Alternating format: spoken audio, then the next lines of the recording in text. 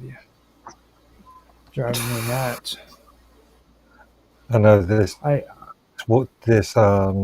series has been a bit overly demanding.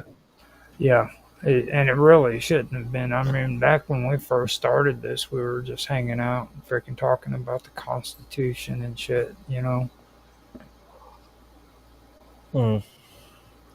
But I don't know. I mean, for me, I'm kind of glad. I am really glad with this year because I was able to learn a lot. You know what I mean?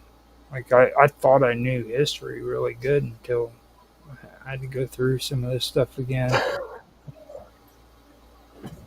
Indeed. I was really surprised by it. So it's audio's good on D Live and Twitch.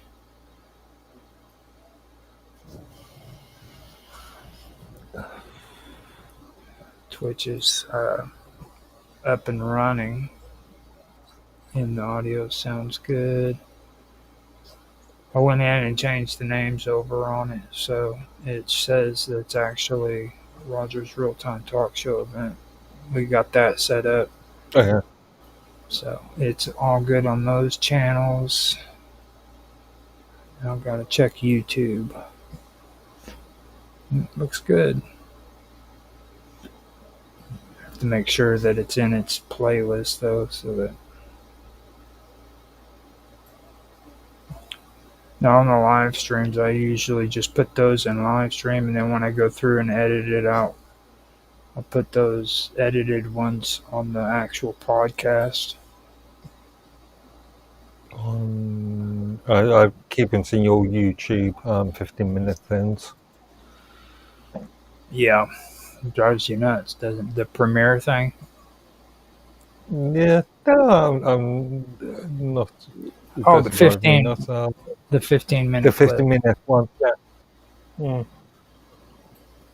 Brings it to a better light that way. I've been editing those. Yeah, it's giving me a chance to. Yeah, gives me a chance just to review.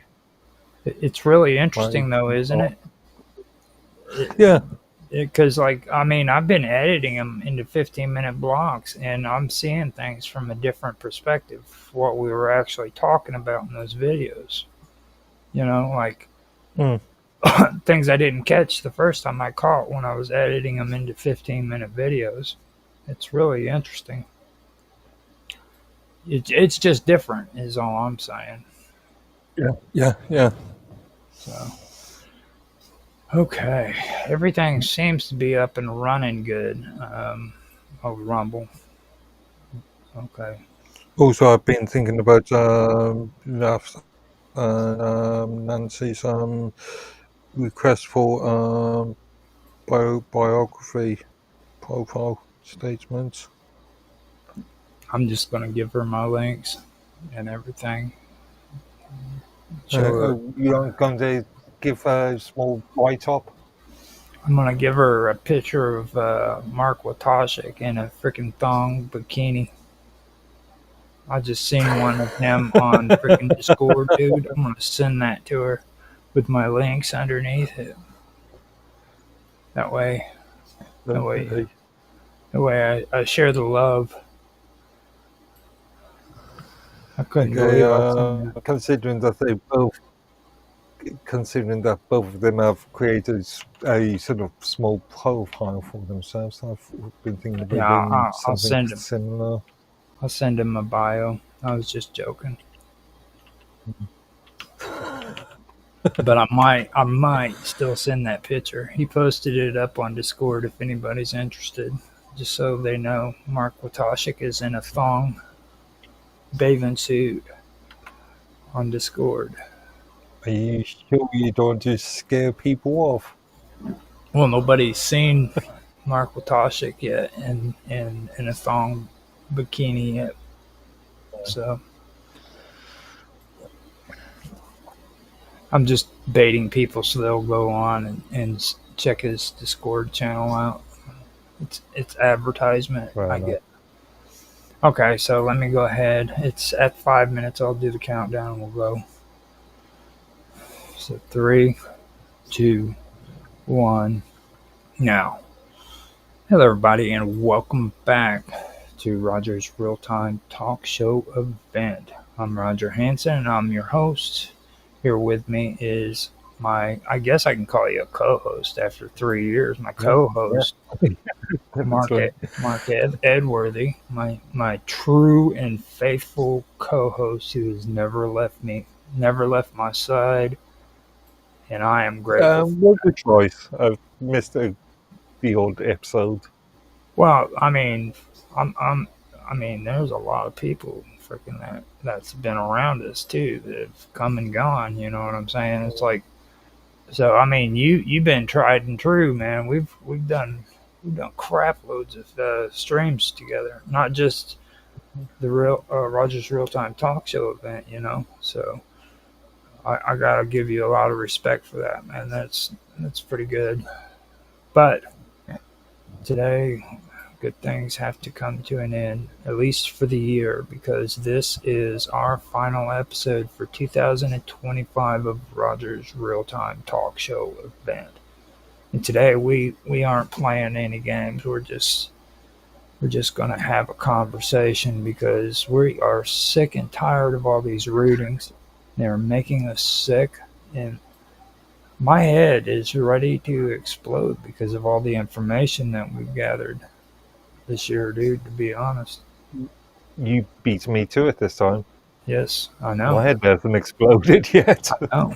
That's the thing. I keep telling everybody you're a beast because like you haven't like had any episodes of head explosions yet. And just so people who are listening understand what we're talking about. No, don't get me wrong. Yeah, a lot of this could be dry that we discuss on this show, but we like that and we don't care.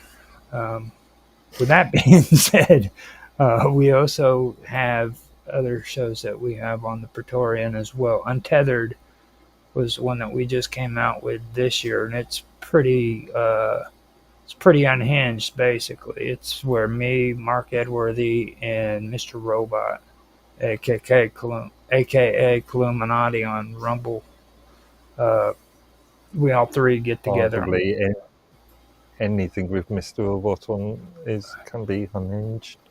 Right. So we came together and we talked about politics and different things like current events and entertainment and stuff of that nature, and it was actually a very interesting series that we did. You know, so if anybody gets a chance, man, go check that out. You'll get to see Mark Edworthy at his rarest form. He got pretty rowdy in that conversation. So only slightly. Well, twice that I know of. Once you threaten litigation. And for you to threaten litigation, man, that's like that's fighting words. You know what I'm saying? Like for you, to get to that point, that's like a normal person saying, "Dude, let's step outside." You know what I mean?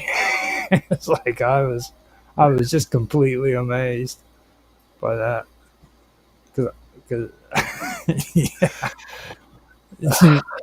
So it was pretty good. It was pretty good series. If anybody wants to check that out, check it out. Well, also, I do want to like kind of go over some correlations with the previous seasons compared to this one too, because there were a few things that stuck out to me. You know what I mean? And I was wondering if there was some things that stuck out to you as well when it came to like the first and second season compared to now. I've really thought about it in that sort of light. For me, the whole thing about the War of 1812, when it came to the police and the pill reforms, that really did stick out because I believe freaking we discussed the War of 1812 in the first season, and Yeah. and then like I know that after the War of 1812, when Washington D.C. was burnt down and they rebuilt it, that was when we actually got our first official police force here in the United States. Like they originally came from Washington D.C.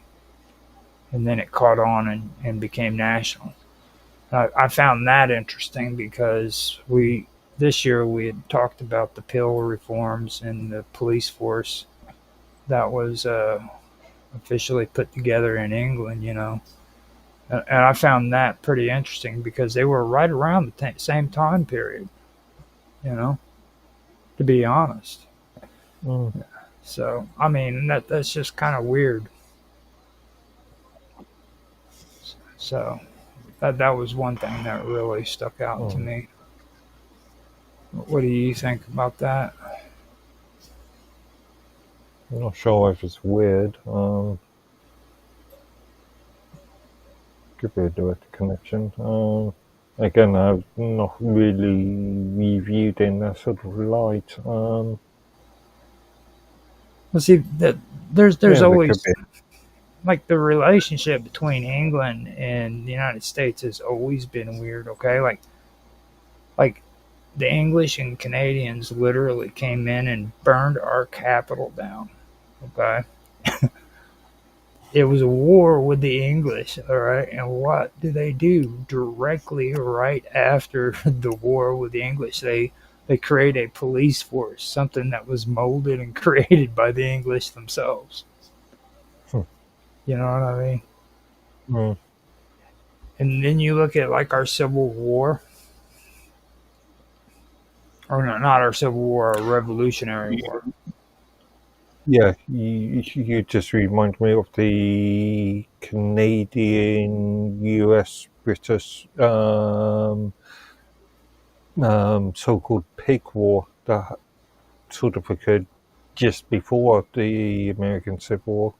Mm-hmm.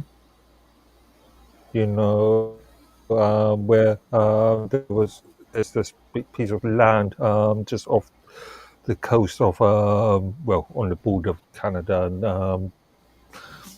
the US, and we claimed it. Mm-hmm. You guys were an entire a potential battle could have happened. A potential war could have happened over the shooting of a pig. Over a pig, isn't it? That's messed up. And then, like the Revolutionary War is what I was referring to. Like, we had the Revolutionary War. We won our independence. France was the one who backed us, and then in the end, we backed freaking England over France. That was really strange. Like, I think it was the Paris Accords. Wasn't that what they called it? Where they negotiated peace?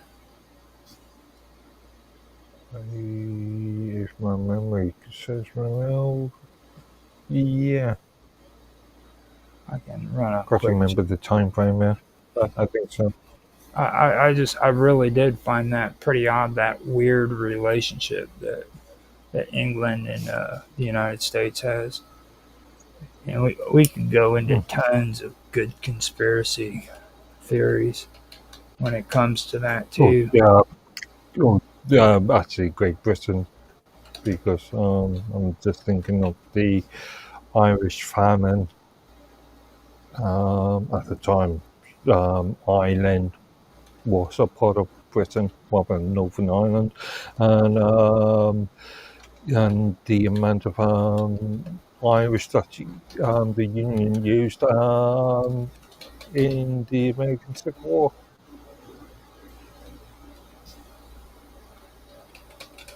Okay. Now I'm gonna run the French negotiations between England and the United States after the Revolutionary War and see what it comes up with. Because I think it was the after the Revolutionary War, France was a negotiating party for the Treaty of Paris, which ended the war and recognized the U.S. as independent. However, negotiations between Great Britain and the U.S. occurred separately, led by American negotiators like Benjamin Franklin, who secured terms for U.S. independence and favorable land boundaries.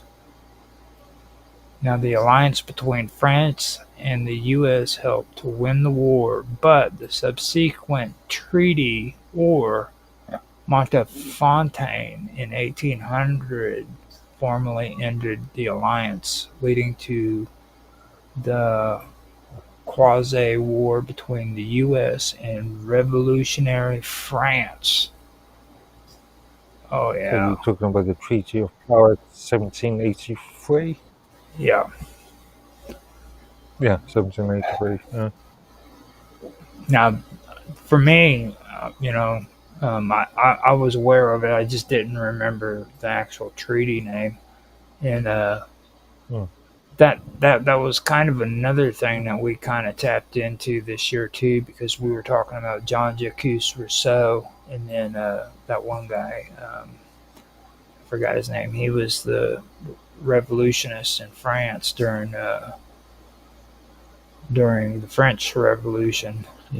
So I kind of enjoyed that. I kind of enjoyed the fact that we went over that, and I'm still, when it comes to the whole thing about the realists and the romantic movement, I'm still going to have to like go back through and kind of refresh myself a little bit more on that, because even though we did a really good job of it, but it kind of gets a little hairy even now after going through all that stuff. You know what I mean? Because I remember I was talking about radicalism, and that made sense when it came to Paris and France and the French Revolution. But then it kind of gets foggy. You know what I mean? So I'm going to have to like look at that, because I'm really thinking it's more nationalist than it is a socialist thing. You know what I mean? From Okay, what I've got to refresh my memory as well on the whole. and like being a realist was more of a conservative thing than what it was a socialist thing. That was something that was really interesting to me. That blew my mind, because I was thinking the opposite. I was thinking it was being a realist was more of a socialist concept. I think you may have mentioned that on a latter episode. Mm-hmm. Yeah. I think you confused me a bit later on. Well, I went through and I was discussing romanticism, and how there was a difference between romanticism and ideology, being an idealist. And at some point, with nationalist movements, the realist and the idealist merged together. So they started using realist ideas, pragmatic forms of government. You know what I mean? That was basically like a machine. They didn't care. At one point, they didn't care about ideologies and things like that.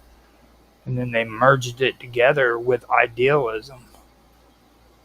And that's where they created like this nationalist state. At least that's how I'm taking it in. You know what I mean? Not sure if I agree on the ideologies, because realist in this context is an ideology in itself. Yeah. But yeah, I get what you mean. From what I've gotten from it, like nationalism is basically a way of rallying the people of like a nation. You know what I mean? Rallying them and amping them up, getting them to where they're patriotic and they're willing to group together to become maybe a military force for a war or something like that. You know what I mean? Get them to where they're patriotic, basically, for the government, and they're willing to follow it and support it. And I'm not sure if it's just a wall-fitting concept. I mean, I could look at it from the perspective of economics. I mean, you can't just leave it at that. You're always telling me to be more specific, and then you just leave it hanging there. It's like you keep always telling me to be more specific. You actually told me to be more specific today, and I'm like, oh no, I can't do that with you. And now you're doing the same thing to me. Like in economics, but on the main point, it's all about I don't say glorification of one's nation, because that's not really what I'm looking at.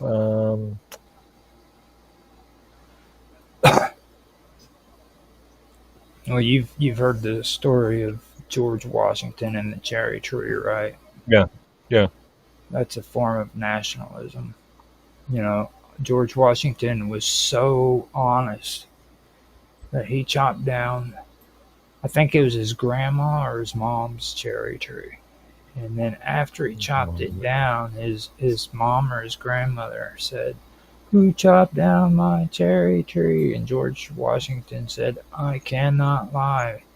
I chopped down your cherry tree." He was so honest that he admitted to chopping down that cherry tree. Yeah, the analogy doesn't really work. I mean, the US being so honest. Well, I mean that's the way the story goes. I'm just passing on the story for you so that you kind of understand what nationalist movements here, especially here in the United States. That's a really good one. And then like Honest Abe, I think that's probably something that passed on from George Washington to Abraham Lincoln, because like here in the United States, more people are inclined to remember Honest Abe over George Washington and the cherry tree. You know what I mean? But I think that one result. Would you say the US is any more honest than any other nation? Of course they are. Haven't you heard? We're like the greatest nation on the face of this planet since the creation of God. Shall we talk about the CIA, the Cold War, the I don't know. We discussed this on the Wednesday stream quite often. Things like the War on Terror. That was a very honest thing, wasn't it? And the best argument you can come up with is England makes good bread, dude. Whatever. Yeah, come on, dude. That was one of the arguments. And then you went through like how we created common law and shit. And then you wanted to just have like a full conversation about common law. I'm like, oh my God, my head. Dude, seriously, you know. I swear. And I went on and I watched that video of, what were they, the something eaters, what do they call them again? The lotus eaters. The lotus eaters. Come up which one? And what's the subject matter? It was about Happy Birthday, England. Okay, yeah. And they actually went through and was discussing that stuff. And I'm like, oh my God, how could you do that? That had to have been excruciatingly painful, dude. But they did it. You know, that was something else. But yeah, that's my take on like here in the United States with nationalists, the nationalist movement. That was something that I could kind of grasp onto. But like when we started doing it this year, we were talking about Bismarck and a lot of that, and that kind of opened up a whole different area for me too. Because first of all, I didn't like when it comes to uh, the Weimar Republic. I thought that I'd always think of that when it came to French occupation of Germany, but I never even thought about the Napoleonic Wars. When Napoleon occupied Berlin, yeah, that really opened me up to that. I really had to stop and rethink that too, and that kind of helped me out with that whole what they call it, revanchism, I believe is what the term. Yeah. You know, um, and don't get me wrong, I think it would have been a good thing to go further with the whole French thing, but like for me personally, I think that going through all that when it leads up to like socialism and everything, that's a little bit more cliche, if that makes sense to you. Yeah, but you could also turn around and talk about the French Revolution in reflection of what the US became, what the US is now. Well, I think actually France has become way worse than what we are, to be Well, honest. yeah. And I mean, all the sort of liberty, fraternity stuff. Well, that was actually because of Scotland and England, to be honest. To be fair, like I mean, historically, everybody can say, yeah, this is all conspiracy and whatever, but there were deep ties with the Scottish freaking Masons Guild. They had very very deep ties. There's portraits of George Washington wearing a Mason's freaking apron, dude. Seriously, you know what I mean? He even gave a speech about the Illuminati, man, back when it was like a actual fear that they had in Europe. It just it spread across Europe that this evil Illuminati group was infiltrating the Masons fraternities. Actually, yeah, I remember watching a extremely good talk from Sir David Starkey on this subject. And I mean that You know, stuff is the British. and that stuff is actually, I mean, it's real. There's no conspiracy about that stuff. It's very very real. Maybe it's not like something that we should have done here on this show because we were trying to keep it pretty serious base, but it is a real legitimate topic, but I think that it would have, if we would have had that conversation, it would have gone off way to the right, you know what I mean, way out of field. It wouldn't have been about politics anymore. We'd eventually started talking about conspiracy theories. Got Mr. Robot to actually come on here. He'd been talking all his crazy talk. He is.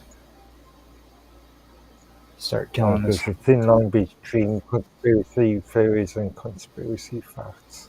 Right. Well, he would have been bringing Atlantis up and stuff. You know what I mean? Like all of a sudden, freaking Illuminati. Little green men from Alpha Centauri. Yeah, and let's not forget about Farsight.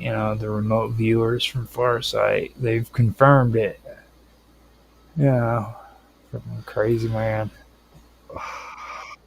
The only reason why he didn't even come on here was because we were talking actual historic politics, political history, and it bored him. You know what I mean? He didn't want to hear. He didn't want to talk about this stuff. He wanted to talk about the exciting stuff. So I was probably scared him off a bit. Yeah, he probably did. He probably did. So the other day when you were talking about Rousseau, about how a lot of that stuff with EU, kind of the last episode we did, I forgot to mention that. I do kind of see a lot of it relating back to that. But especially that guy, I got to pull up his name. I might actually go in and pull up the notes so that I can get his name. But that guy that we were discussing with the Revolution, the French Revolution, how he talked about freedom and everything at first, but then he started becoming tyrannical. You know what I mean? I forgot his name, but it was interesting. It really stuck out to me, and he said that he was against anybody who spoke this dissent. What do they call it? Dissension. Robespierre. Yeah, Maximilian Robespierre. Yeah. Now he really that was like a common theme that really stuck out to me throughout all of that. It was like freaking everybody was like, you're either with us or you're against us. You know what I mean? And it got more and more that way in Europe after the French Revolution, it seems. That was one thing that really did stick out to me too. It was a common theme, basically. And Rousseau, he was just a dirty, rotten scoundrel, according to Voltaire. So, I mean, I would take Voltaire's word over it than him, because even though Voltaire had a big mouth, which he did, he was always talking about something. You know what I mean? Even if it didn't pertain to him, he was always talking about it. But he was never really dishonest about too many things. So I don't see him as coming up with a bold-faced lie about Rousseau dumping his kids off at a freaking foster home. You know what I mean? I think I always intended to do a bit more research on that, but I've never got around to doing that. I tried to do a little bit of it, but basically it said that Rousseau's private life wasn't really very forthcoming. You know what I mean? Jean-Jacques,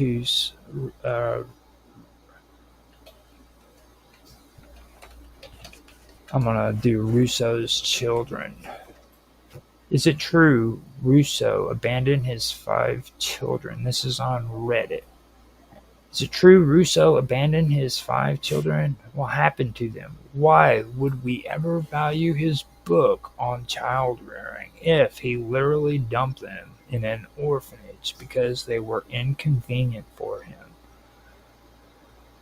And my Skin's Reddit account, he said that this question is a bit half and half with historical and philosophical psychology. And he says he'll do his best to give an answer to the historical question.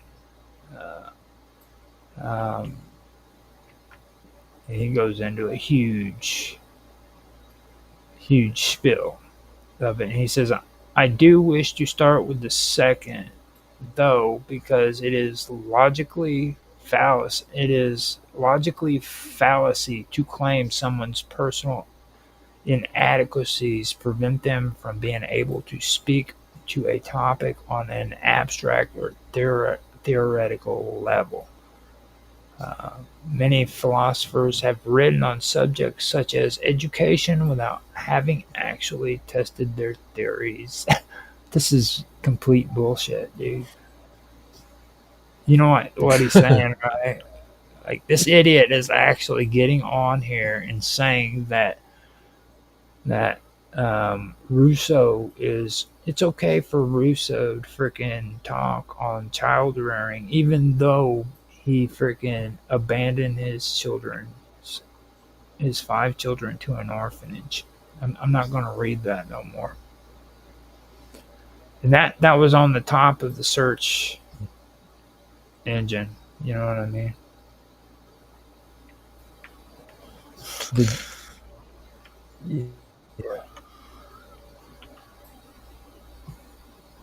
And now they have one. I just realized. Huh? I actually just realized something. A lot of the names that we talked about, Louis the 16th, Robespierre, Marie Antoinette, they all died relatively young, all within their 40s, 39, 40.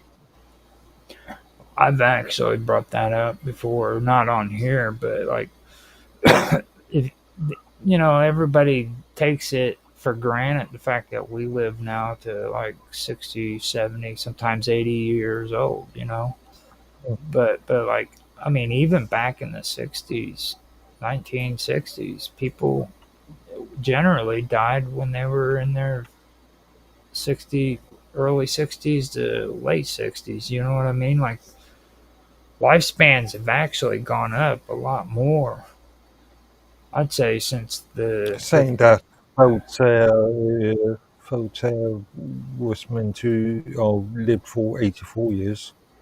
Yeah, he probably did, eating all that freaking vegan food and stuff. I know he was a real country boy. He believed in small. Even Napoleon survived until 52, so relatively old. Mm-hmm. It's pretty And interesting. he died. He was. He is believed that he died of lead poisoning due to the paint in the where he was imprisoned. So he did stay. He was in prison for the rest of his life, basically. Hmm. I was always wondering that. I knew that his brother actually traveled to the United States eventually and became a. I don't even know if he became a citizen here in the United States, but I know that he actually traveled to the United States and eventually lived here. But his brother lived quite a long life too. What? Okay, the United States or the Confederacy, North or South? It was. I know it was. It was in the West. I know he didn't Uh, act. He didn't actually. He didn't actually live in the actual United States, but more like the. Well, what did you call it again? You had a cool word for it. We call it the territories. okay. I believe he actually lived in the territories, United States territories,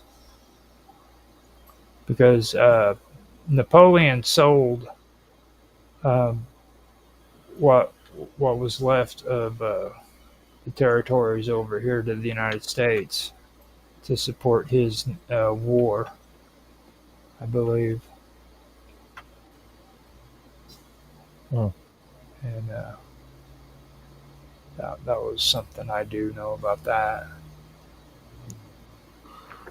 Well, Napoleon's second exile sent Helena following the defeat of Waterloo in 1815.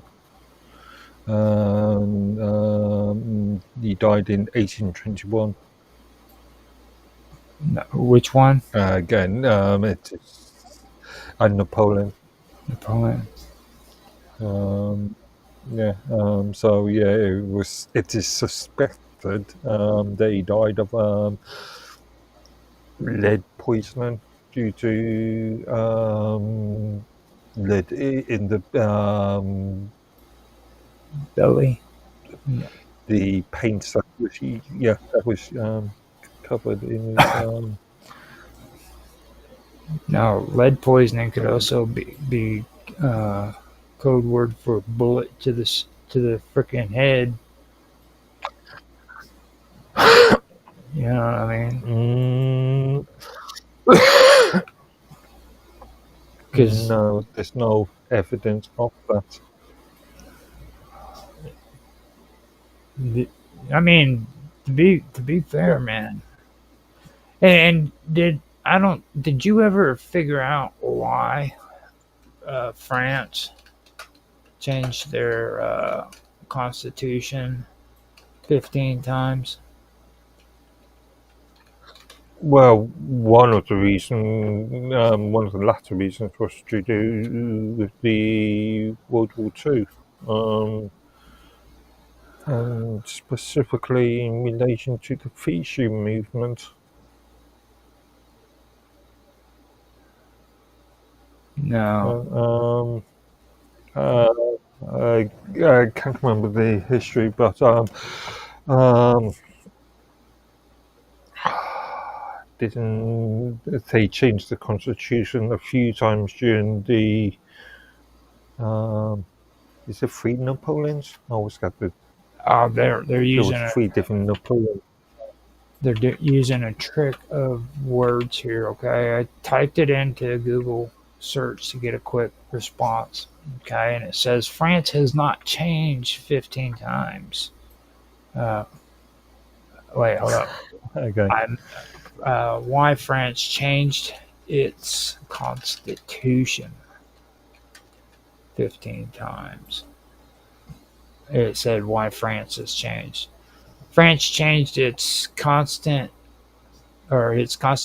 frequently, evolving through multiple republics due to recurring political instability, institutional crisis, and social demands for reform.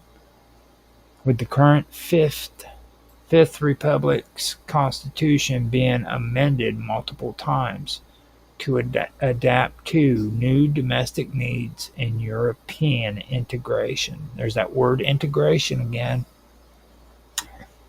Now, the period after the French Revolution was particularly turbulent, with a succession of governments and constitutions reflecting the struggle to find a stable form of governance, culminated in de Gaulle's creation of the Fifth Republic in 1958 to strengthen executive power and provide government stability.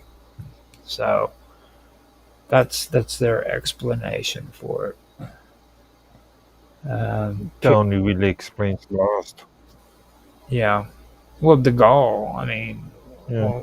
It's like, Yeah. They're talking about instabilities and stuff. Well, make a freaking constitution that's good and then codify it and then don't change it so that you can freaking just change the way you feel, I think that's probably one big mistake a lot of these constitutional governments did. They just felt that they could change their constitution at a whim.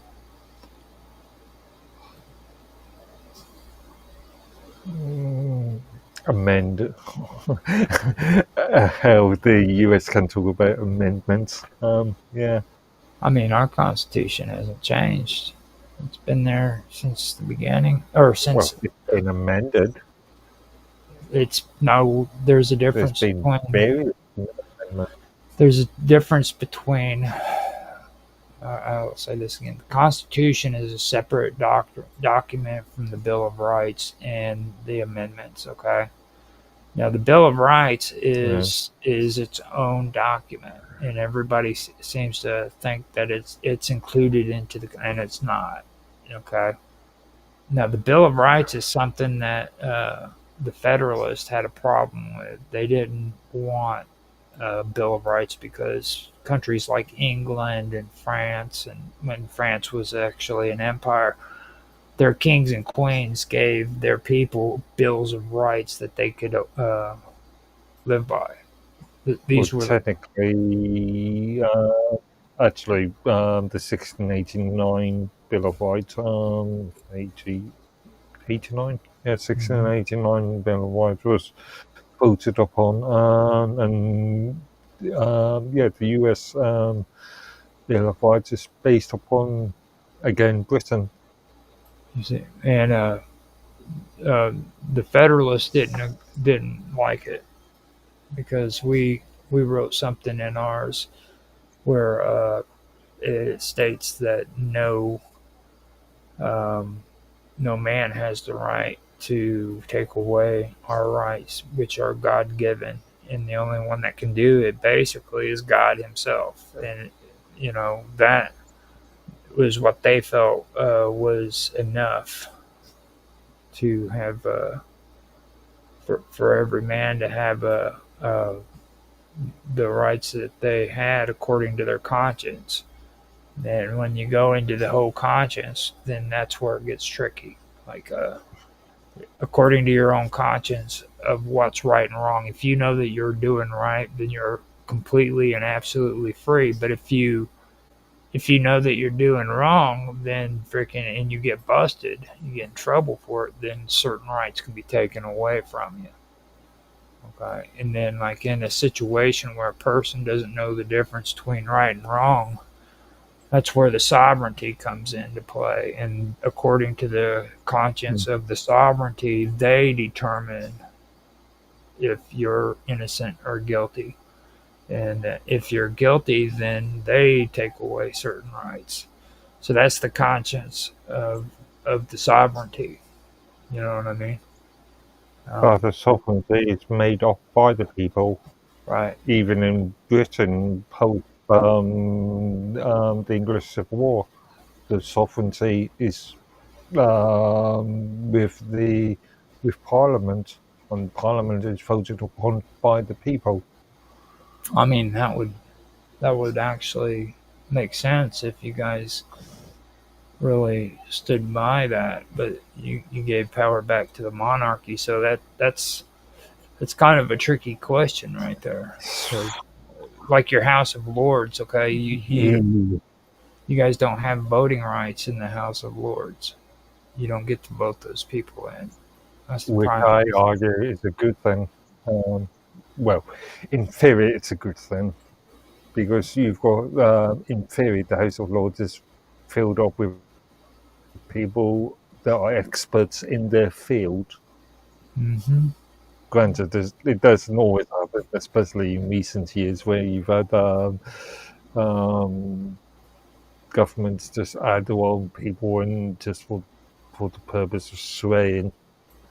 Well, it's like Lords, but in theory, it is. They're appointed by the prime minister, and then the prime minister is appointed by the crown. That's at least where actually, 2 point. Some members of the House of Lords are appointed by the prime minister. Some of them are hereditary. So my father's father was appointed by the king to no, actually, pre-English Civil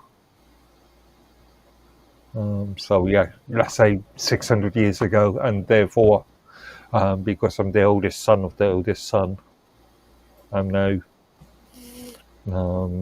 Baron or whatever Baron of Devonshire, and then I Baron von can Edworthy. get a Baron von Edworthy. That without sounds. the font. Without the font. That's it. German. That's Austrian German. I like freaking Edworthy though. Von Edworthy. Von. You know what I mean? It just that sounds so cool, dude. I'd love it. Freaking if I'd be able to call you Ben von Edworthy. I'd love it. It'd be awesome. Technically, actually, I've done. I have researched my heritage, and technically, well, arguably, my surname, I could actually be a baron of a area just outside of Munich. So we've gotten the Yeah, it could actually be one everything.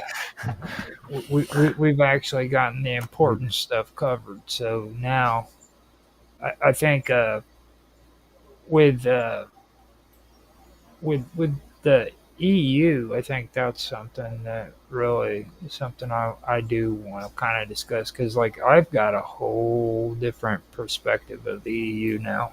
To be honest with you, I've had like a different perspective now too because of World War One and Two and what we went over there, and I think we covered that a little bit more than what we did the EU. But even though we covered it more, I think I got more out of that too because like this whole supra-nationalist thing is something that really sticks out, and then like the rebuilding of Europe after World War II.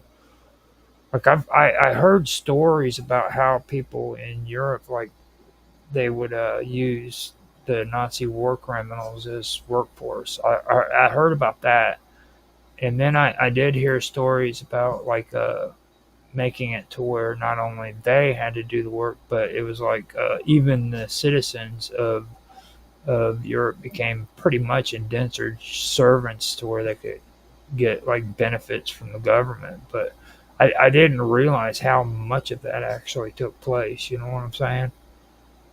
That was something that really stuck out to me, and like that's how all these benefits and that you like to call it. I was calling them incentives, but benefits. You know what I mean? That's where that makes sense where all of that came from. But I also want to point out too about the labor issues that they had with immigration.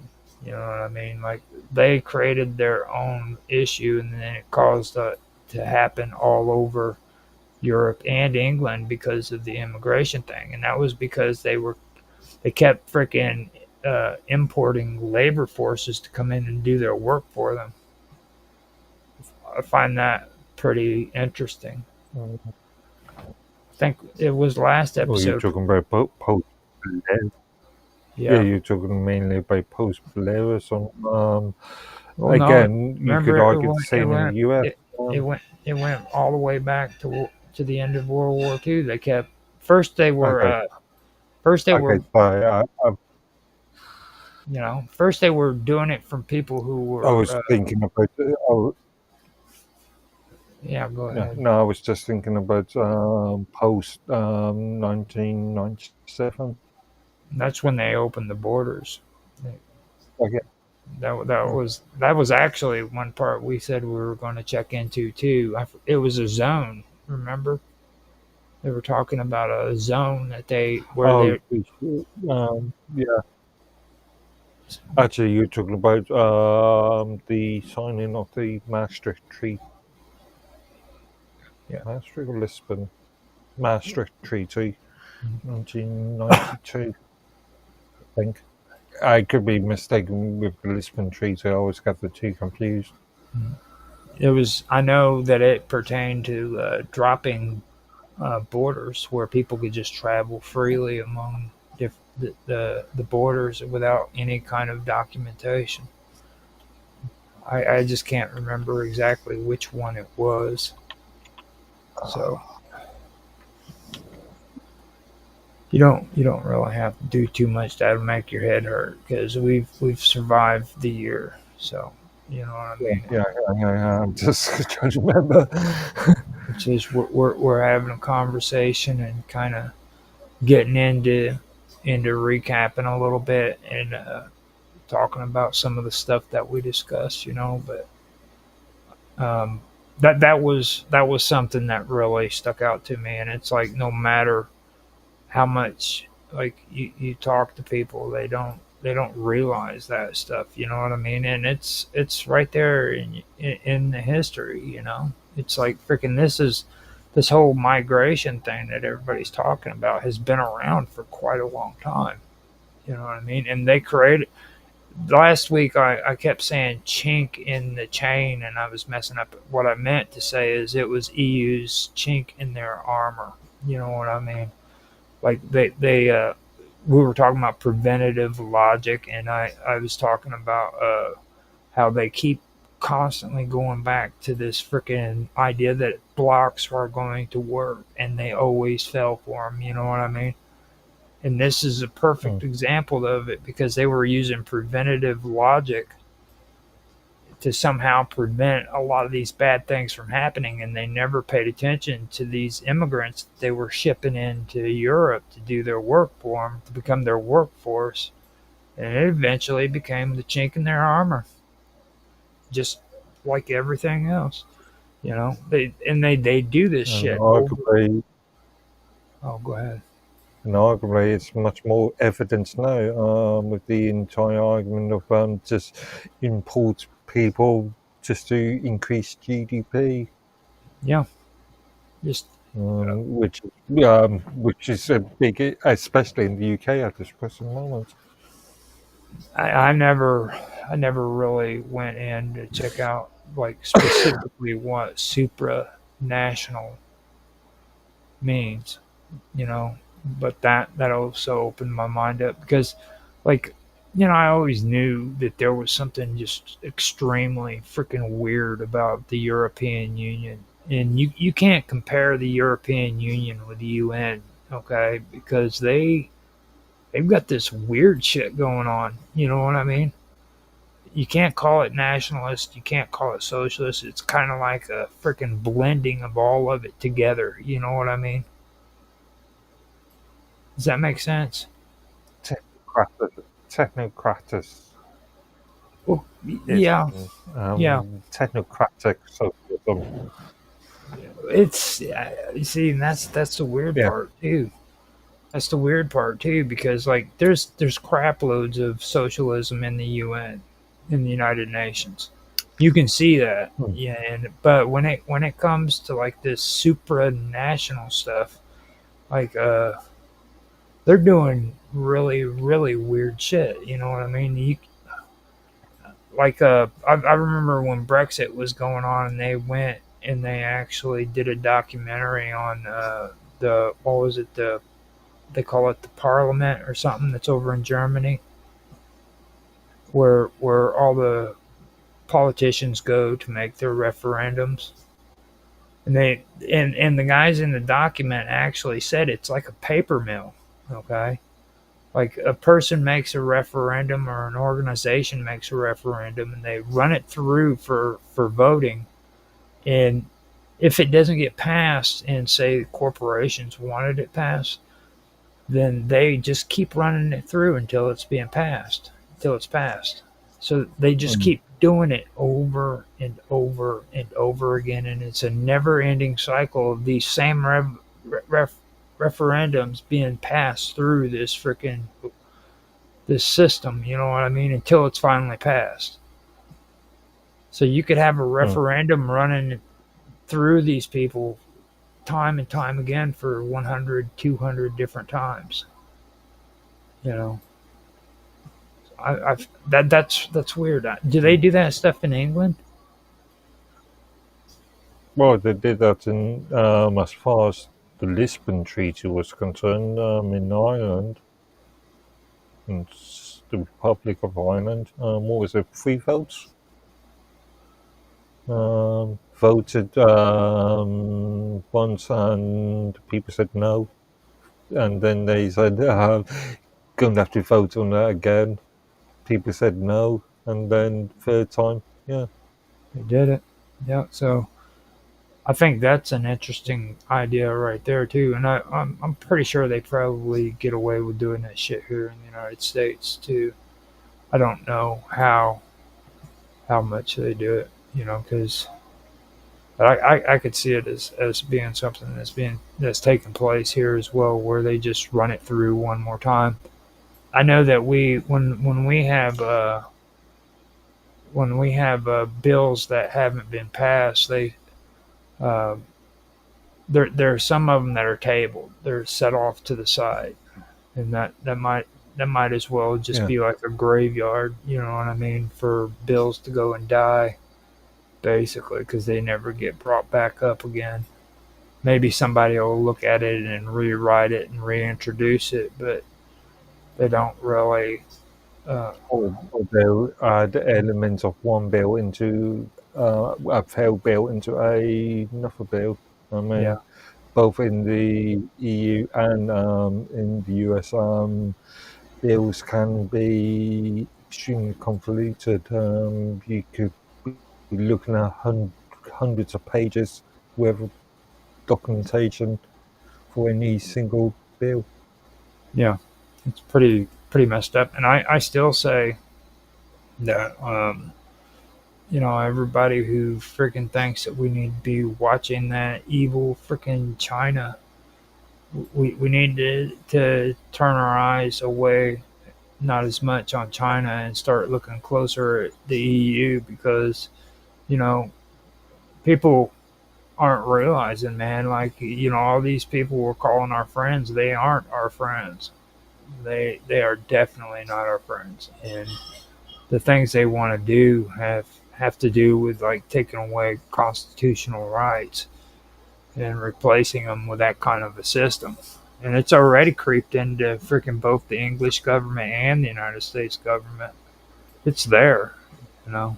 Yeah, I was going to say, especially in the US, it's happening from inside out, from the Well, inside. look at you guys though Um, too. What is that? The Protection Act. And now they're trying to push the Child Protection Act here in the United States. Online Safety Act. Yeah. Yeah, it was a bit of that's a mess. But yeah, for the most part, our bills subsequent acts are much more straightforward. I mean, I've demonstrated this with you on several occasions where I've just brought up the actual documentation, the actual acts themselves, Well, I mean, allowed you to review. we got that too, right? Like back when I was uh, Mm. tracking down people who were freaking taking PAC money in politics.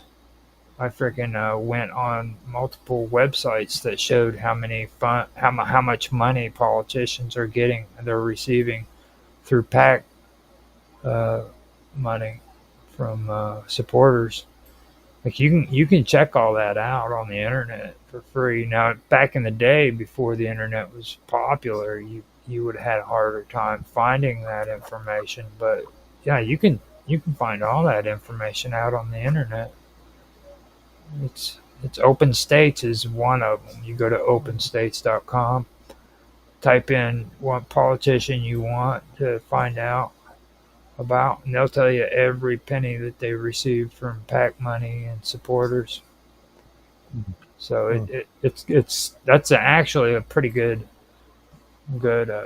resource, because I figured out how crooked the state of Indiana was. Um, what's his name? They used to call him Big Buck something. And he was actually a senator or a representative of Indiana, and he was the highest paid PAC member, or he was the highest paid PAC receiver in the United States. And he kept getting voted in and voted in, and that's how I first find out that Michael Madigan was a corrupt SOB. He received so much money from freaking these PAC supporters, and if he didn't receive them, he would come down hard on them here in the state of Illinois. Like you pay your PAC money, or suffer the consequences. You know what I mean? So I found out a lot of good stuff by using that resource. I just In the UK, it's always, well, as far as I can remember, it's always been a case of MPs have to, or politicians have to declare their outside interests anyway,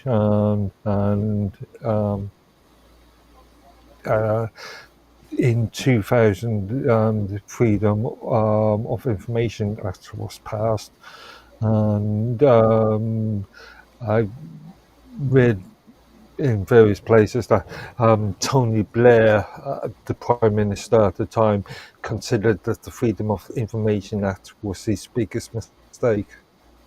That's because they told on him. Because we allowed people. Mm-hmm. He didn't realize what he was getting himself into. Got himself into trouble. Yeah. So, now maybe that would be an idea too. Something that we could think of is maybe having a little bit of a time to where we could go through and kind of talk about some of the politicians getting payoffs through supporters, through PAC money and stuff, and how much they actually get. That might be something that we could probably do too, because this is actually probably the best time to bring it up, because we're at like an hour and 6 minutes. So I think we should probably talk about what our plans are. As long as you can, as long as it's actual documented, proven Right, money, I agree. related money. I agree. Let's stay away from that propaganda crap. You know what I'm saying? Like, stop throwing out all this garbage politics, which that's what we've been able to do so far. I think we've done a really good job of it. But I agree with you. Keep it that way, because I'm not going to be one of those. Well, I guess I am. I did Untethered with you and Mr. Robot. I feel so dirty from doing that show, dude. It was so fun, but it was still, I feel dirty as hell. You know what I mean? Like, I can't believe I engaged in that shit. Like, I feel like a dirty little whore. That's like that's the best way. Like, it was your idea. No, if I remember rightly, it was your idea. Mr. Robot brought it up, and then you brought it up, and then I was like, yeah, I guess I could do it. So we all agreed, basically. It was not one person's idea to do it. And it actually did turn out to be fun. I do have to admit that. It did actually turn out to be fun, but I just felt so dirty after I did it. You know what I mean? Like, I'd crossed the line into this freaking horrible world where Alex Jones ruled everybody. You know what I mean? And that's it was horrible in that aspect. But I did at least try to keep it somewhat according to what I knew, other than calling everybody a Nazi and shit, which that was. Well, I mean, I brought that up in the after show last night too. It's like today, people are so disconnected, they don't even realize they're freaking Nazis. You know what I mean? It's like, freaking go and read the freaking literature, dude, and find out what they actually stood for and what they were, and then look at the way you're behaving when it comes to politics. You know what I'm saying, dude? It's like you don't have to have freaking white skin to freaking be a Nazi. It's not. That's not what it was about. It was the ideology behind it. And that's what I want to try to stay away from. I don't want to be a person that's getting on the internet and pushing freaking narratives and propaganda, you know. Um, I really don't like doing that crap, you know. Um, a lot of the stuff people are talking about are, you know, information that they're getting from media sources, and they're just regurgitating it onto their shows, you know. The most popular topics coming up in politics. We're going to discuss that on our episode, and that's what it's going to be about. And people are going to love us, and they're going to watch our videos, you know. I'm not about that. So that's that. What was I was watching earlier? I was watching a interview between Destiny. What's the British news commentator? He starts with a P. I know who you're talking about. Pearson. Destiny, and and also with can't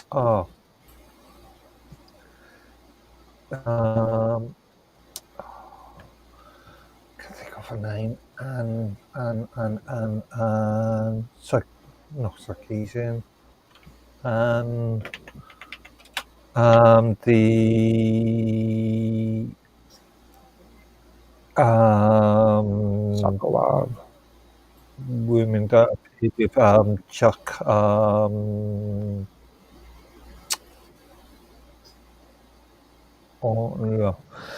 think now. Yeah, you guys, it's gonna drive you nuts trying to figure out who that is. What was the conversation about, man? Yeah. Just, you can get back about the what's that Sarkeesian? because I know. About the recent Charlie Kirk assassination. Well,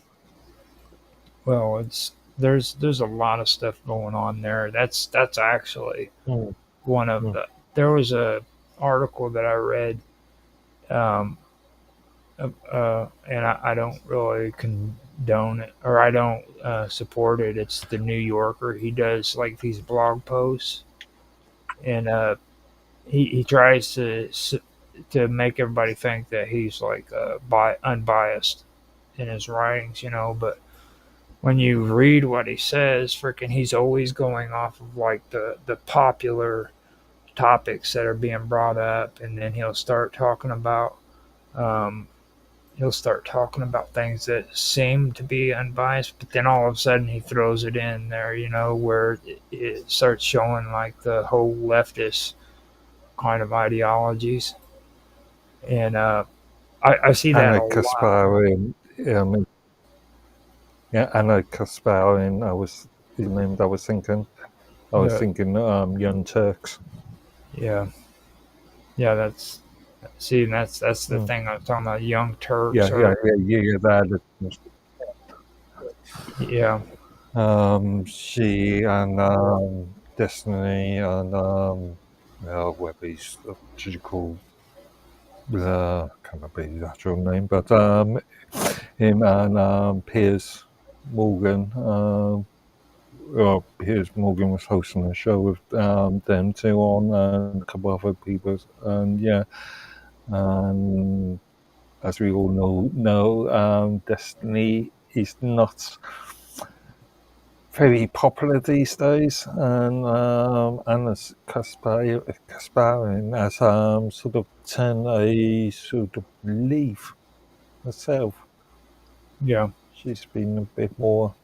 She has become much more, dare I say, conservative recently. They try to do that. Like I think Ulrich is a shady dude. You know what I'm saying? He likes to make everybody think that he's an independent, but in reality, he pushes a lot of leftist narratives. He's notorious for doing that. He had what they called the Wolf Pack that was out, where they were the pack that was going to end all packs, according to what they pushed. And these guys were going to end all PAC money that's being paid to these politicians. And that's what they were pushing onto people. But in reality, they were going against Citizen United.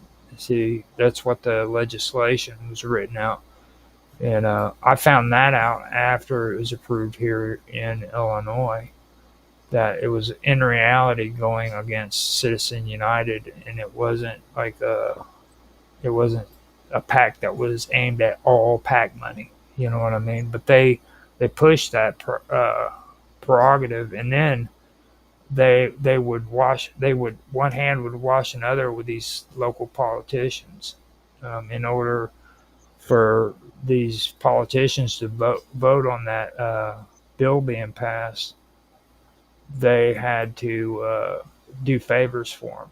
So that meant that instead of money, they would have to show up to these politicians' rallies so that they could support them, and stuff like that. And if they did that, then whenever the vote came down, they would get the support of that politician. So that's the kind of stuff they were into. That's why I don't like the Young Turks. They're shady. I don't trust one of them. Not one single. Hugo. Yeah, I have criticised Cenk Hugo on many occasions. I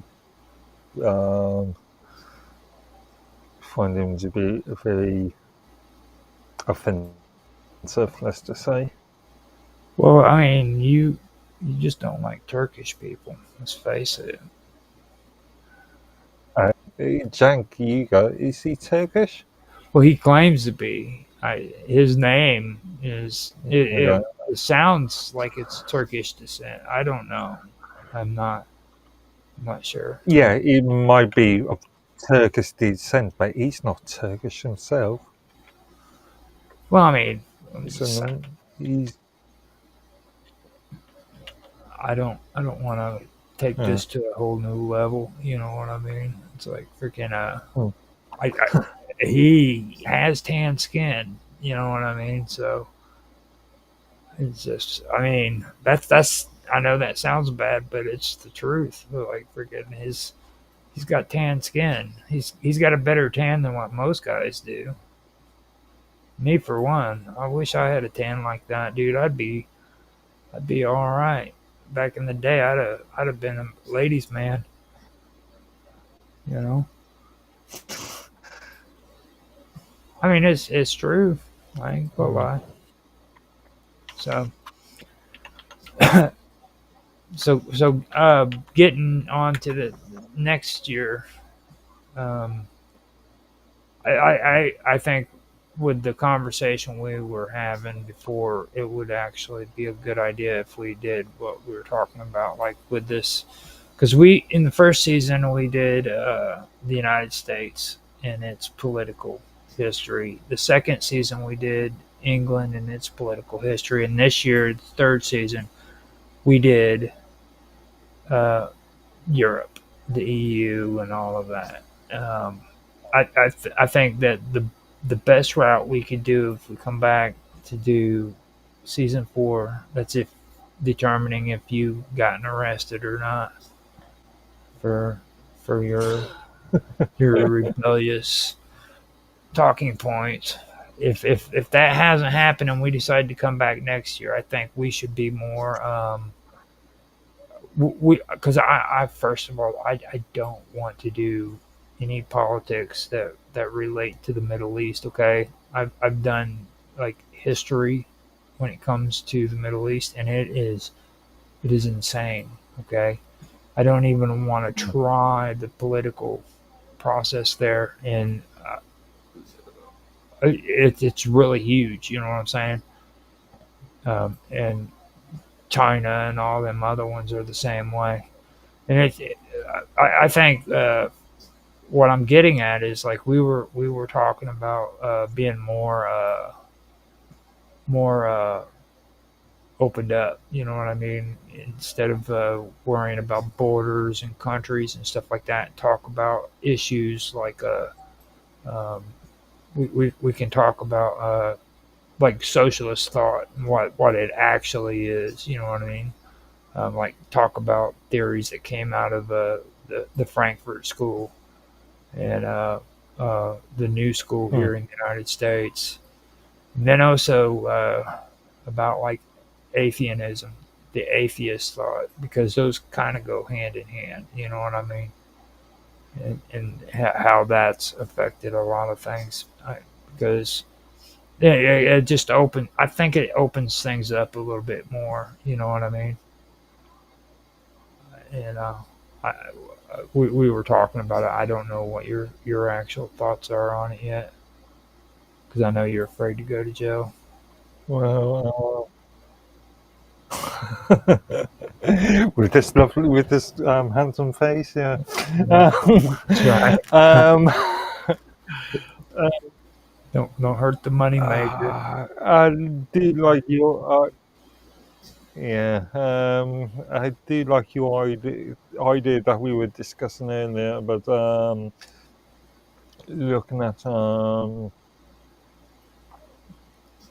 looking at theology from a political stance. Yeah. I, Um, no, I mean, and just to let you know too, Again, I, that could be difficult. I've done tons of research on this stuff too, so it's not like we're not going to have any kind of reference to go off of. I actually used to do blogs on this before I started getting into this hoity-toity live streaming crap. You know, I was, and there's other things too that I could bring up, like actually this whole um, thing about freaking the Democratic Party here in the United States. You know what I mean? A lot of people have a lot of misconceptions about the Democratic Party, and I think that would be something to bring up as well. You know, which Mm. I did make a blog about maybe about 10 years ago or so, maybe longer, but yeah, things of that nature. You know what I mean? So I have done Mm. like research into this stuff. So it's not like we would go blind. It's just I think it would be a lot more interesting, you know. And I, Yeah, I, yeah. I just personally I don't think people really know how entrenched we are with socialism either. You know, like when you look at their ideologies and you look at the way they analyze people, you know, um, it's like they get really in depth, and you can see that if you go and you research like critical theory, which would be a good topic to talk about. People need to know about critical theory and what that's all about, things of that nature, Mm. because I think things have gotten lost in translation. You know, that's just my talk, my thoughts on it. What do you think? Yeah, yeah, yeah. Yeah. We've discussed this on several previous occasions between us two. Things like the Frankfurt School and yeah, and it's be good to well provide further information on those points. Yeah, but we are going to have to be well, like we have been. You know what I mean? Let's because first of all, we don't want you going to jail. You know, so because Well, let's face it, in today's world, that's a real freaking it's a real issue. Like you could be arrested for saying the wrong things now. So in that glorious land of well, Britain, again, it depends. it depends on intent and I think we can cover that. well, yeah. Again, we're talking about what, January, February? No, who knows? We could have a entirely new government in. Unlikely, actually, but potentially we could have a new government in this country by then. Arguably, I can see we having a new government. If there is going to be a change of government, a general election coming anytime soon, it won't happen until after May next year. So hopefully that works out. Then we can get rowdy and start talking about some serious stuff. But I mean, Maybe. being fair, to be fair, you know, we've covered some pretty serious stuff, especially this year. Like if people would actually do the research and they would find out what we've been talking about, like, this is some pretty rock gut evil stuff, man. It really is. And the way we presented it, I think we did really good because we kept it freaking, we had a bit of dignity when we did it. You know what I mean? Like we could have actually gotten into some pretty horrible stuff that would have made people's stomachs turn, to be honest. Like this, what we've covered here is probably some of the most evilest shit freaking in history, you know. I mean, you've got to even admit that, dude. You know, like, and we did it respectfully. I mean, I don't think anybody's feelings got hurt by what we had said, you know. I don't think anybody did. Okay. Well, Maybe. Again, it's not really relevant if people's feelings get hurt. As far as I'm concerned, as far as UK law is concerned, it's the intent. Right. We had no intention of upsetting anybody or offending, alarming anybody.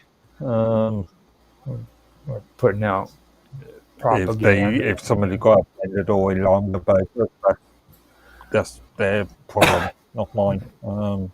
There was no intention there. Right. No intention to cause any kind of propaganda or narratives or idea, you know, push any agendas. Several couple of pieces of legislation that relates to this in the UK states the intent to commit offence, distress, or alarm. And this word is intent. That's the important word. Yeah. So what's your intent? I have no intentions at all. I'm just going to present the facts, the evidence. My intention is to present the evidence, yeah. Right. Present our views. Right. That's it. And I think if we did that, we would do a good job. So I don't think we have to worry about any kind of laws because, you know, I mean, this goes back to what we were talking about with the Constitution here in the United States, which is the greatest nation on the face of the planet since the beginning of civilization. Are you intending to alarm me now, aren't you? Well, I want to piss off some English folks. You know what I'm saying? Okay. Because like especially those Lotus eaters, man, they just all smartsy. You know what I mean? Artsy, smartsy, and they speak that English freaking accent. You know what I mean? Like, oh yeah. Funny enough, Ria, our friend Ria on the General's Room in Elements, Matrix, just said something about about Jimmy Kimmel getting Yep. his show cancelled today, and I just actually just this minute stated I was watching a Lotus Eaters video earlier today that was talking about this. Yeah. I find it pretty amazing how a lot of this actually relates to the pocketbook more than it does to any kind of political fervor. YouTube has been a lot more lenient. That tells me that the paycheck stopped. NBC, wasn't it? The one that had Jimmy Kimmel? Was it? Or was Could it? be. I'm not absolutely sure. I've seen the odd. Is it the Late Show? Mhm. Am I thinking of the right show here? Late Show? Late Night with Jimmy Kimmel. Yeah. I've seen the odd clips of I don't know, 5-10 minute clips of his content, several different clips, and it wasn't really I never really found it entertaining. I never did either. No, I mean it was like the other night or last night actually when Mark Watosik said that he was funny. That he was on Censorship Sucks. He said that Jimmy Kimmel was funny back when he was on the Man Show. You know what I mean? And like he really was funny. But the thing of it is like it's kind of ironic, and it's kind of him being a hypocrite that he has turned out the way he is, because he went from being the host of the Man Show to speaking a lot of this woke stuff. You know what I mean? And I mean, I understand the reasoning for why he started being that way is because of his kid. These organizations donated money to his kid who had gotten sick. So I do understand that, but like you can go a little bit too far. You don't, just because people have given you money, that doesn't mean that you need to be preaching, about these people's ideologies and stuff. And that's what he did. And apparently, from my point of view, they were getting paid to do it, because freaking all of a sudden now his show's getting canceled, and they did that to the freaking Roseanne's old show too. They took Roseanne's show away from her, and they made it into an offshot of it. I forgot what their names were. The Connors.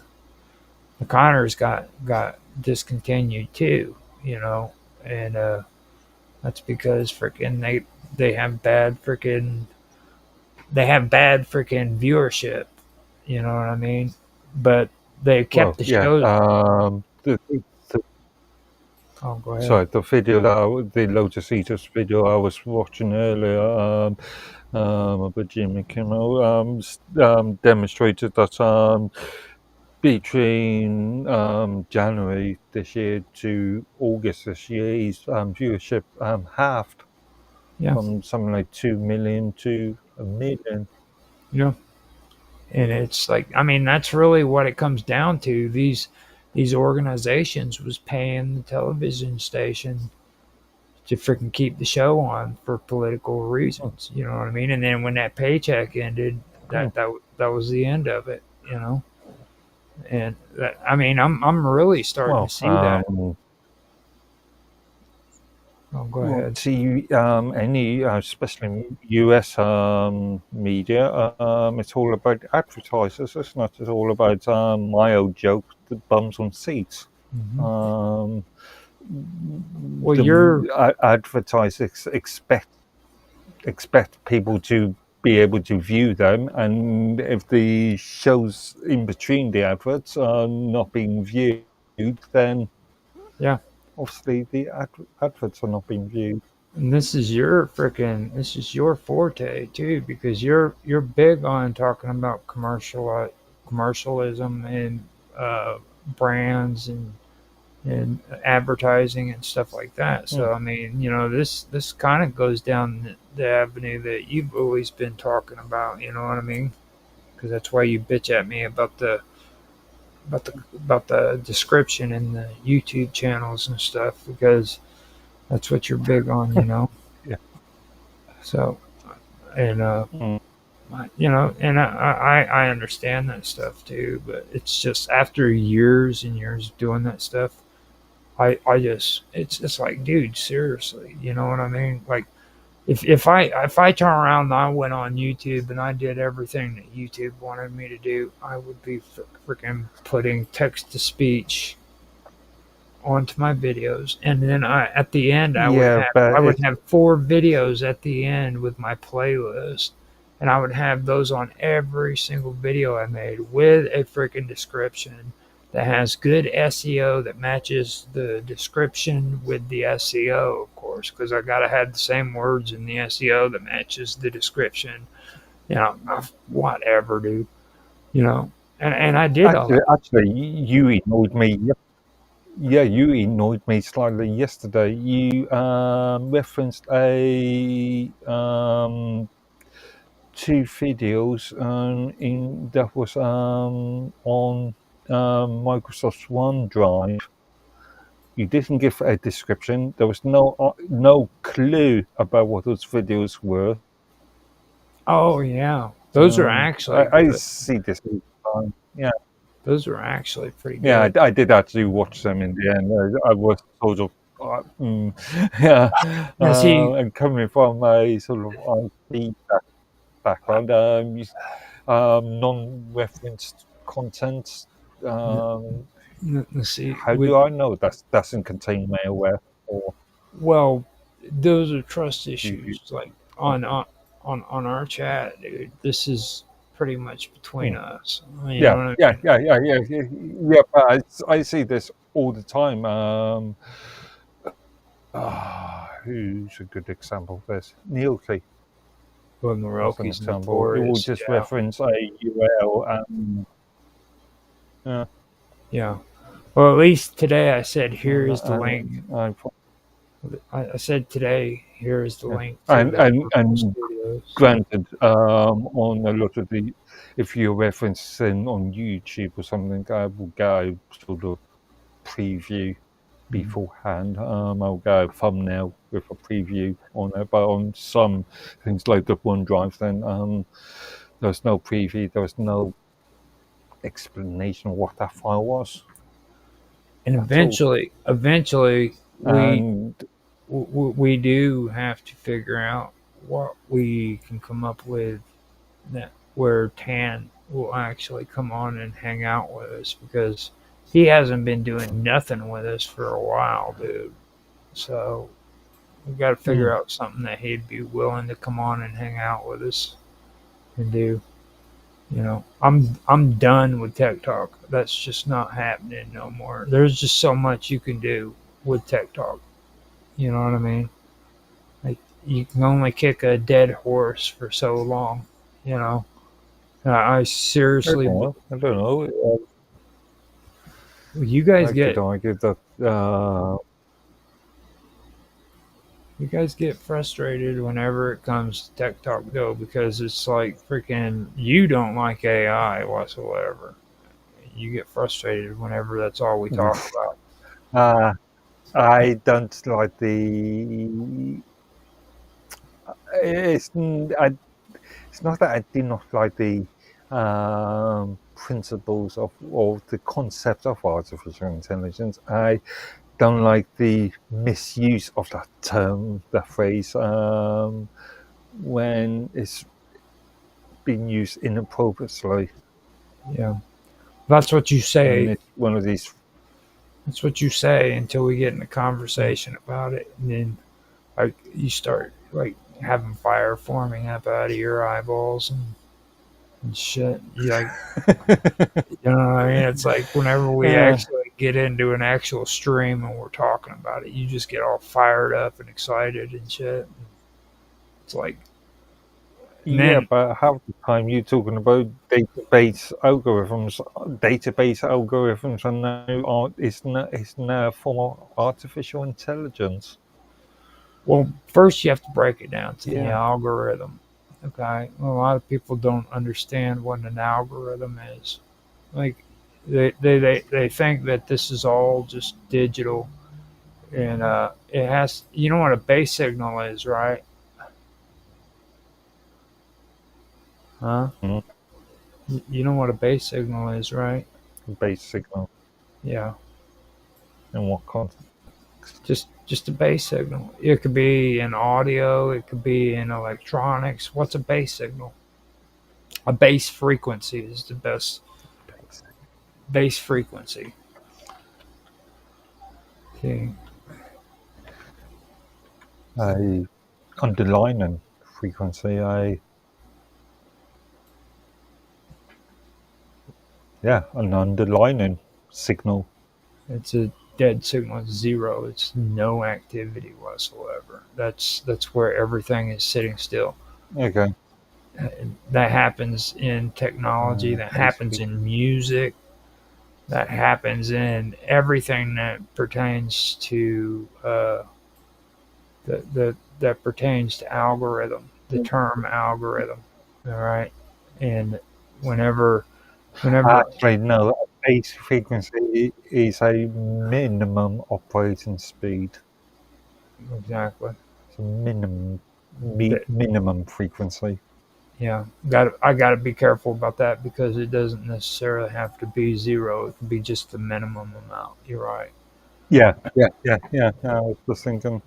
Again, depends on what context you're You know, looking at. I mean, and I'm just I just the get a little concept bit of I just get a little bit more hardcore than what you and Tan Hai Tran does. You scientifically specialized freaking technicians of technology and your proper schooling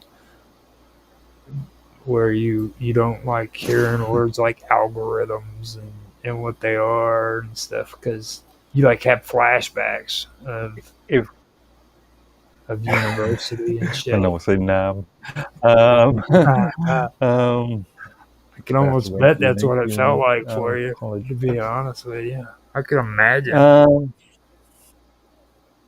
So I mean, yeah, what you guys had to learn is like something that gave you headaches was like something that I love to do. I enjoy this stuff. Like I eat it up like candy. You know what I mean? I go deep, dude. I'm talking freaking like sound waves. You know what I mean? Freaking, yeah, I love how digital sound waves are freaking created. You know, where they take freaking audio and they create waveform and they use the digital process that's involved in creating those waveforms is just amazing to me. You know what I mean? So, I mean, yeah, mm, I just you guys want to talk about the more popular stuff that everybody's talking about on the internet when it comes to AI, but I want to dig into that shit. You know what I mean? I want to know what's really I, happening when I look at the monitor. I wouldn't say I wouldn't say my views in respect to that specific um, point is popular. Like Yeah, I wouldn't say that my views in relation to artificial intelligence are popular. I wouldn't say that either. Being honest, like I wouldn't say mine is either because it's like I've mentioned it. I know the process that's going on between freaking your brain and the freaking monitor when you're on Chat GPT. Okay, I know what's actually taking place between your brain and the freaking computer when you're doing that. It's like the computer is literally analyzing how you're behaving so that it can emulate the human process. You know what I'm saying? Mm. That creates a connection to your freaking neurons in your brains because it's trying to think like you. You know what I'm saying? So, and there's a lot of things that are Trying to going please you as well. exactly. It's a And very it's a very narcissistic process. it's pretty freaking Yeah. nefarious, to be honest with you. It's and like people are talking on the internet now. I mean, these are freaking professionals talking about mental illness being a serious issue when it comes to AI, you know. And I can see where they're Mm. coming up with With, that because of the um, language models, yeah. yeah, LLMs, Language models rather than you know. yeah. And I can see why now because we did that research or we did that them shows and I did that research. So I'm glad that I did it because I know yeah there's a damn good possibility that that's the truth, you know. So I'm not gonna regret that I did it, but I mean I'm not gonna I'm not gonna drive you and you crazy over freaking LLMs even just because Um, it's the most I'm popular thing in the probably world.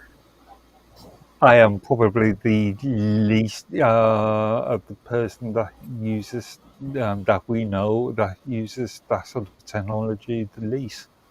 You know, you bitched at me today over search engine. Well, you didn't bitch at me. I'm not going to say that. I apologize. But you said that what was it? It pertained to Oh, yeah, um, a person doesn't have to use those kind of methods in order to find information. I'm like, dude, I just typed it into the search engine and AI did it for me. It's all yeah. fast. You were hunting for a company name in relation to some debit card or something, and Yeah. I for prepayment, and I just went onto their website and scrolled down to the bottom and looked in the footer, and it gave you the all the company information there and then. Yep. I didn't need to use a third party mechanism. I just went to their site I didn't even have to and use a just third party mechanism. I just typed it into the search engine and it well, gave me the you did. answer. You used Google AI. Yeah, yeah, which is a third party. I mean, it's just, yeah, I I mean, went directly to their website and oh, yeah, I see what you're saying. Yeah. You just typed it in and went to it. hmm, So yeah, I think we should end it here at an hour and 45 minutes. That would be perfect because I mean, I'm okay. like I said, today was just kick back and chill, freaking and freaking talk about the year. I think we covered it. To be honest with you, um, I enjoyed this year, and I'm really grateful that we did it. I'm not going to lie to you. Hmm. This was therapeutic for me, to be honest with you, because I've been having a lot of issues with politics.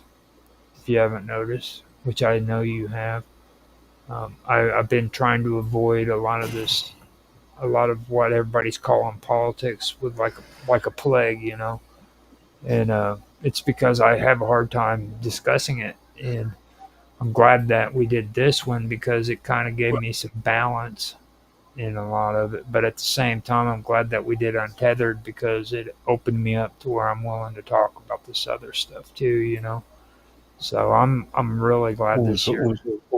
you've been doing the fixings vote on Wednesday, or we've both been doing, and that's been quite politically heavy. And I know you do the Jaffe's World Pirates Radio podcast network, whatever, on Tuesdays, and he can be extremely politically heavy.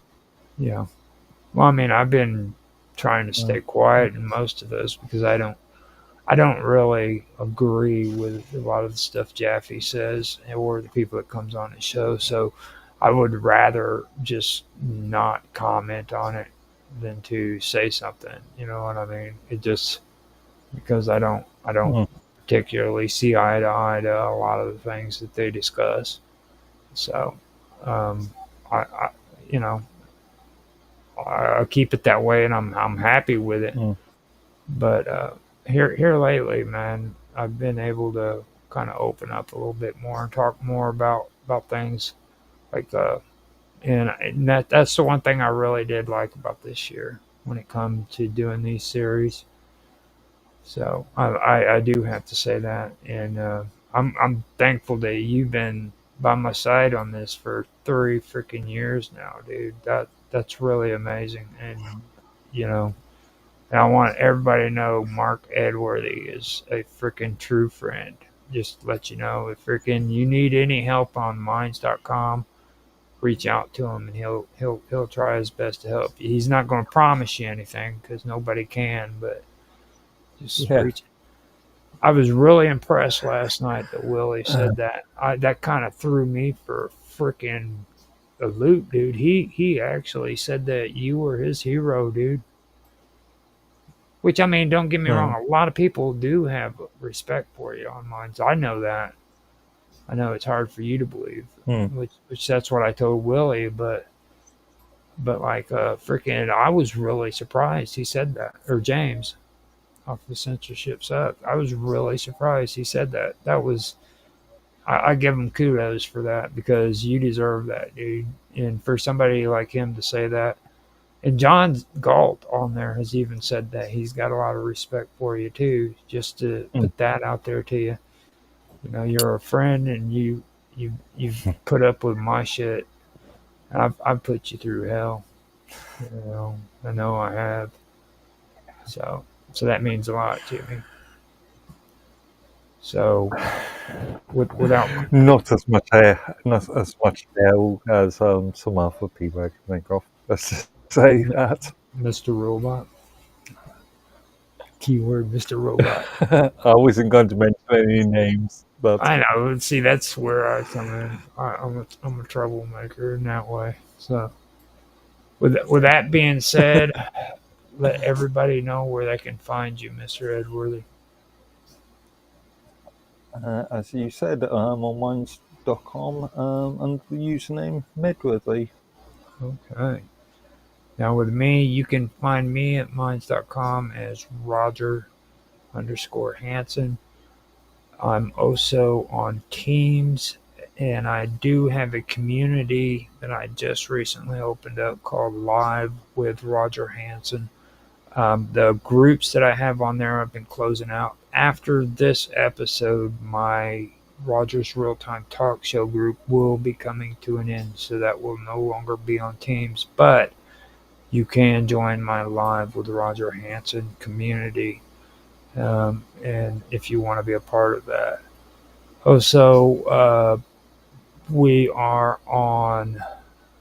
Well, no, we're not on Mind or on Discord. I don't think. I have the wonderful World of Weirdness on there, but nothing else. So, other than those social networks, I am on X. I don't get on there very much. That's at ROGLOL1973, and you can find me there at Roger Hanson at RogLOL1973. Besides that, we do stream on Rumble, Twitch, Kick, YouTube, and DLive. Now on Rumble and on YouTube, we do have the Praetorian as a channel.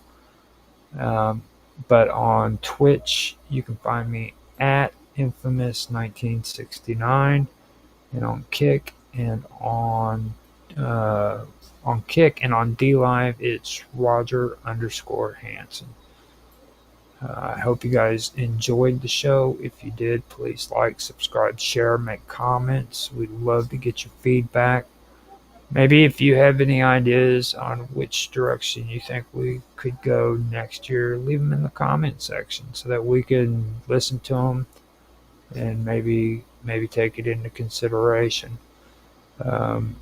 With that being said, I would like to say good night, good evening, good morning, whatever time of day it is for you, and we will see you next year. When, we don't know yet, because I have to kind of put a regular schedule of what shows will come on during what time of the year, but we will have that in place if we decide to do the show again, because that's how we are. We roll like that. We might do it, we might not do it. So I will talk to you guys later and have a good night.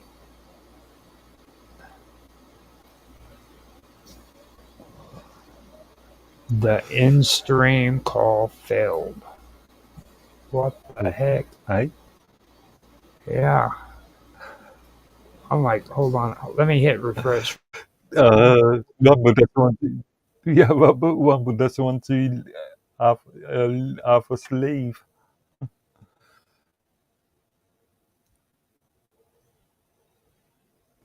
Oh my god, you will not believe what they Yeah. they literally signed me out of Rumble Studios while we were streaming, dude. Isn't that crazy? Huh? Yeah. Say that again. While we were in the middle of this stream, they signed me out of Rumble Studios. So when I went to go in the stream, How, I don't know. I have no clue. I hit refresh. I've been talking to you for the last 2 hours. Yeah, I know. It's crazy. What? Just then? Yeah. I'm going to end it now, so I will do it.